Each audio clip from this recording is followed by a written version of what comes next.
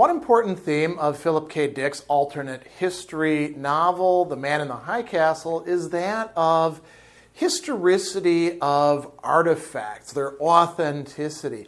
Because as it's going to turn out, within the occupied Pacific states of America, and really within the Japanese co-prosperity civilization as a whole, there's an interest, a very strong interest in Americana. And it could be that they have a greater interest in artifacts of the peoples that they have conquered more globally, but we don't actually learn that, and everything is happening in the former United States of America. So the Japanese elites turn out to be very interested in collecting things that they feel convey something about the spirit of the Americans, whether, as they call it, the aboriginals, meaning the Native Americans, or the settlers and military people, and we could go on and on and on.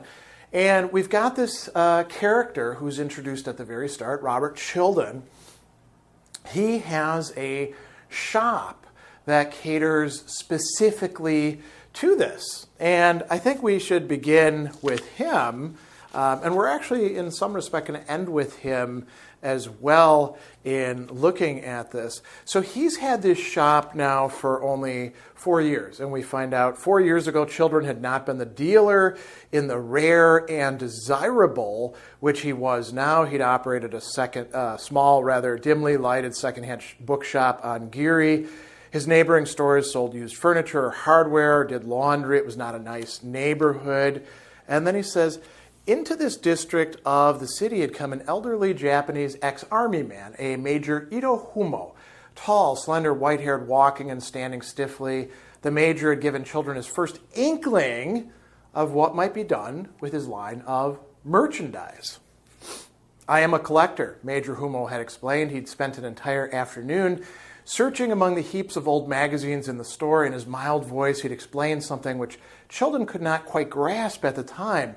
To many wealthy, cultured Japanese, so the elites, the historic objects of American popular civilization were of equal interest alongside the more formal antiques. Why this was so, the major himself did not know. He was particularly addicted to the collecting of old magazines dealing with U.S. brass buttons, as well as the buttons themselves. It was on the order of coin or stamp collecting. No rational explanation could ever be given, and high prices were being paid by wealthy collectors. So let's pause on that for just a sec before we go into this great vignette that illustrates how the idea is forming in Childan's mind. We see that Dick has thought out that there has to be a demand in order for the supply to make sense. And we're going to see that this is going to lead to supply of both authentic artifacts and to, because there's money to be made in this, fake artifacts as well. So going on with this, the major says, I'll give you an example. Do you know what is meant by horrors of war cards? Childan had at last recalled the cards had been dispensed during his childhood with bubble gum, a cent apiece. There'd been a series of them, each card depicting a different horror. A dear friend of mine, the major had gone on, collects horrors of war. He lacks but one now, the sinking of the Panay. He has offered a substantial sum of money for that particular card. Now here we see an important transition. Flip cards, Childan had said suddenly. Sir? We flipped them. There was a head and a tail side on each card. He'd been about 8 years old. Each of us had a pack of flip cards. We stood, two of us facing each other. Each of us dropped a card so it flipped in the air. The boy whose card landed with the head side up, the side with the picture, won both cards. How enjoyable to recall those good days, the early happy days of his childhood. Considering, Major Humo had said, I have heard my friend discuss his horrors of war cards, and he has never mentioned this. It is my opinion he does not know how these cards were actually put to use. Eventually, the major's friend had shown up at the store to hear Childan's historically first-hand account. Notice, historically first-hand, right? The man, a retired officer of the Imperial Army, had been fascinated. Bottle caps! Children had exclaimed without warning. The Japanese blinked uncomprehendingly. We used to collect the tops from milk bottles as kids, the round tops that gave the name of the dairy. There must have been thousands of dairies in the United States. Each one printed a special top. The officer's eyes had glinted with the instinct. Do you possess any of your sometime collection, sir? Naturally, Childan did not, but probably it was still possible to obtain the ancient, long-forgotten tops from the days before the war, when milk had come in glass bottles rather than throwaway pasteboard cartons. And so, by stages, he had gotten into the business.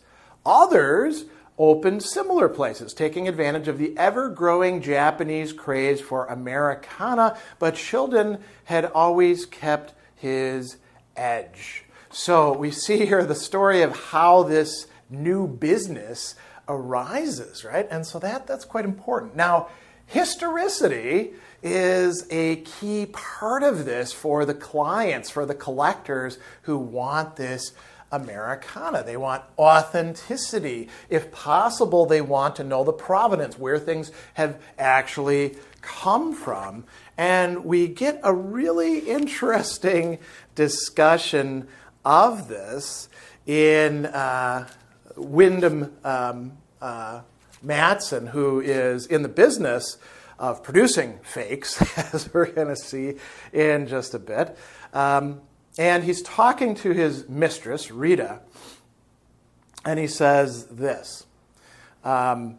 This whole damn historicity business is nonsense. The Japs are bats, I'll prove it. Getting up, he hurried into his study, returned at once with 2 cigarette lighters, which he set down on the coffee table. Look at these. Look the same, don't they? Well, listen. One has historicity in it. He grinned at her. Pick them up. Go ahead. One's worth maybe $40,000, $50,000 on the collector's market. The girl picked up the 2 lighters and examined them. Do you feel it? He kidded her. The historicity? And she says, well, what's historicity?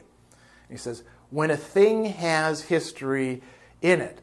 Listen, one of those 2 Zippo lighters was in Franklin D. Roosevelt's pocket when he was assassinated, and one wasn't. One has historicity, a hell of a lot of it, as much as any object ever had, and one has nothing. Can you feel it?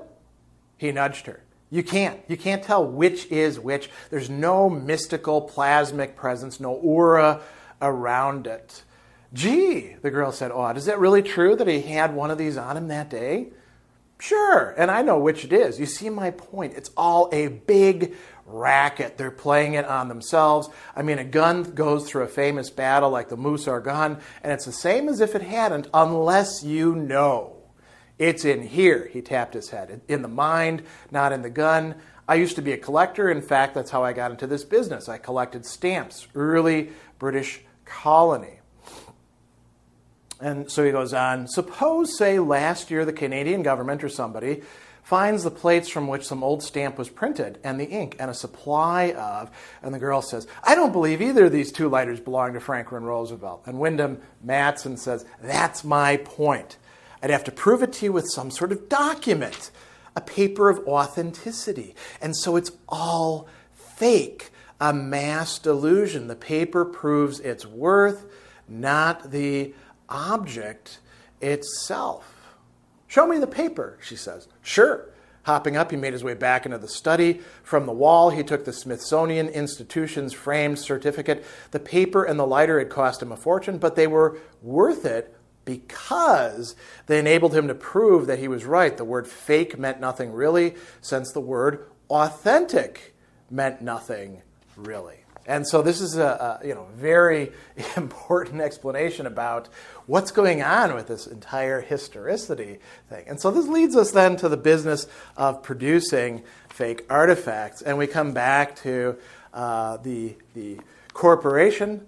WM Corporation stated legal business consisted in turning out wrought iron staircases, railings, fireplaces, and ornaments all on a mass basis from standard designs. But it maintained another business from which its real profits were derived. Using an elaborate variety of tools, materials, and machines, WM Corporation turned out a constant flow of forgeries of pre-war American artifacts. These forgeries were cautiously but expertly fed into the wholesale object market to join the genuine objects collected through the continent. As in the stamp and coin business, no one could possibly estimate the percentage of forgeries in circulation. And no one, especially the dealers and the collectors themselves, wanted to. And we see Frank is there working on a Colt revolver of the frontier period. He had made the molds himself, done the casting, and had been busy hand smoothing the pieces. There was an unlimited market for small arms of the American Civil War and frontier period. WM Corporation could sell all that Frank could turn out. It was his specialty. And so, we read a little bit more. Another 3 days and the gun would be finished. Yes, he thought it was good work. An expert could have told the difference. But the Japanese collectors weren't authorities in the proper sense, had no standards or tests by which to judge. In fact, as far as he knew, it had never occurred to them to ask themselves if the so-called historic art objects for sale in West Coast shops were genuine. Perhaps someday they would, and then the bubble would burst. The market would collapse, even for the authentic pieces. A Gresham's law, the fakes would undermine the value of the real, and that, no doubt, was the motive for the failure to investigate. After all, everybody was happy. So, very interesting situation. That has developed within just, the space of half of a decade, right? And then we get this very interesting incident. Frank, as we find out later, we have just the man, goes into Childan's shop. And this is because he's trying to essentially set up his own business by blackmailing his former boss, Wyndham Matson. And he's going to inquire specifically about Civil War pistols. And he goes in, posing as an admiral's gentleman of a ship that has not sailed for 15 years because it's at the bottom of the ocean. And then he asks to see, he wants 12 pieces. And he says he's going to examine some of them here and he's going to pay in advance. And so he looks at a Colt 44 from 1860. He examines it, and then lifting his eyes, he says, "Sir, this is an imitation. This piece is no older than 6 months. Your offering is a fake. I am cast into gloom. See, the wood here artificially aged by an acid chemical. What a shame." Childan can't believe it, and Frank says, "It's an imitation of the authentic historic gun, nothing more. I am afraid, sir, you have been deceived, perhaps by some unscrupulous churl. You must report this to the San Francisco police. It grieves me you may have other imitations too in your shop. Is it possible, sir, that you, the owner, dealer in such items, cannot distinguish the forgeries from the real?" And this sends Childan into all sorts of worries and frantic activity. He's going to demand that the supplier absorb the cost and take back the weapon. And this is going to send reverberations through the supply chain. We also find out that Childan is going to sort of obsess about what is this gentleman's motive. Is he from a rival shop trying to undermine Childan's confidence and make him waste time, perhaps resources? What is actually going on here? And of course, Childan has to largely keep this to himself because he doesn't want any, news of this spreading. I mentioned the reverberations in the supply chain. So this is chapter 5. The telephone call from Ray Calvin, who's the middleman, puzzled Wyndham Matson. He could not make sense of it. Calvin said, "Look here, my friend, we're sending back that whole last shipment from you people." And I'd send back stuff before that. We paid for everything except the last shipment. They're lousy fakes. And then Wyndham Matson says, but you knew that. I mean, Ray, you've always been aware of the situation. And then Calvin says this, "I knew they were fakes. I'm not talking about that. I'm talking about the lousy part. I'm not really concerned whether some gun you sent us really was used in the Civil War or not. All I care about it is that it's a satisfactory Colt 44 item, whatever it is in your catalog. It has to meet standards. So it's got to be able to fool people, right?" So this business of producing fakes, they lack the authenticity, they lack the provenance, they lack the historicity, but they got to be able to fool people.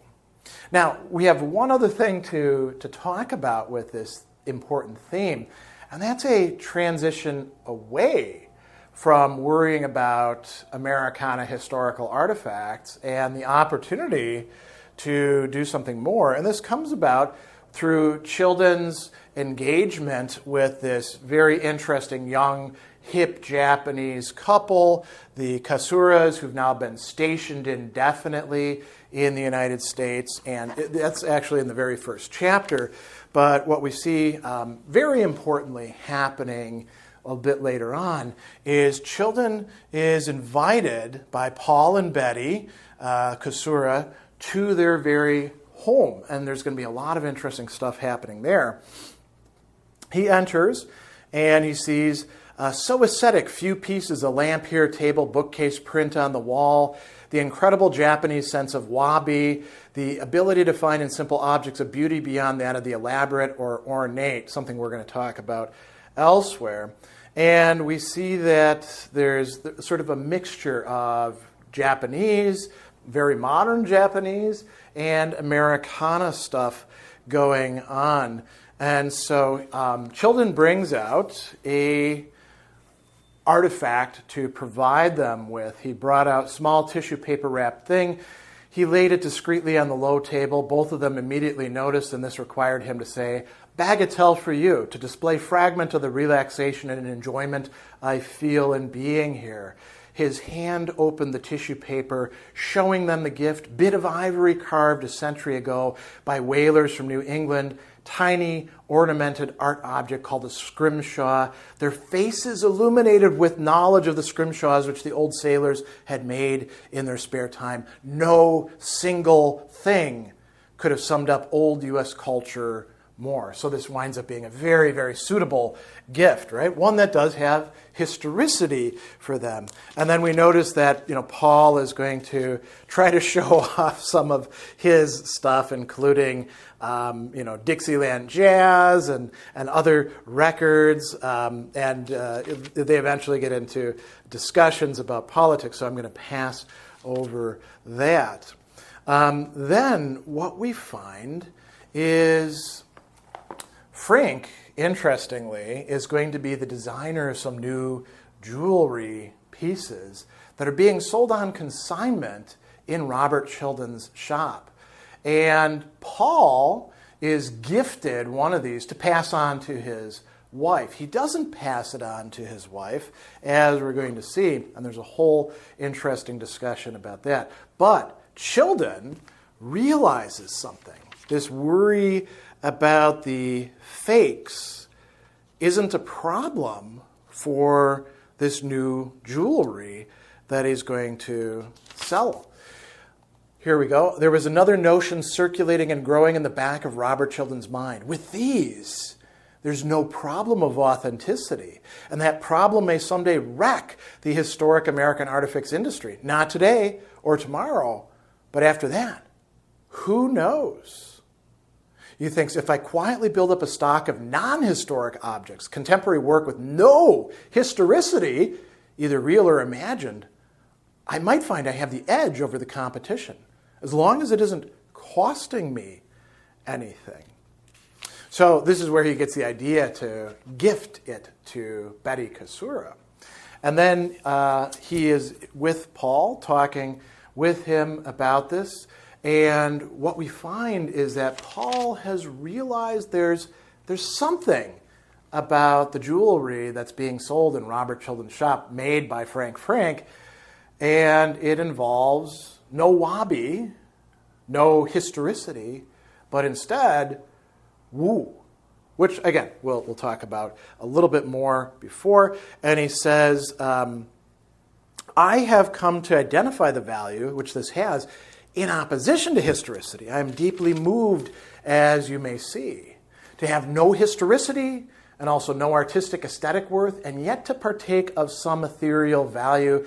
That is a marvel, right? And so he says, an entire new world is being pointed to by this. We lack a word for an object like this. It is an authentically new thing on the face of the world. Childan thinks to himself, authentic. Yes, it certainly is. I catch that notion. But as to the rest, and so this is where we get into another entire discussion. So we see a very interesting, we could say, resolution, at least for Childan, about how to get out of this trap of historicity, something, a value that nobody really knows, that can only be, you might say, manufactured, right? But it's not something that should be manufactured, except being manufactured way back then. So very interesting, we could call it subplot or theme running through this work and motivating quite a few of the characters and their choices and actions.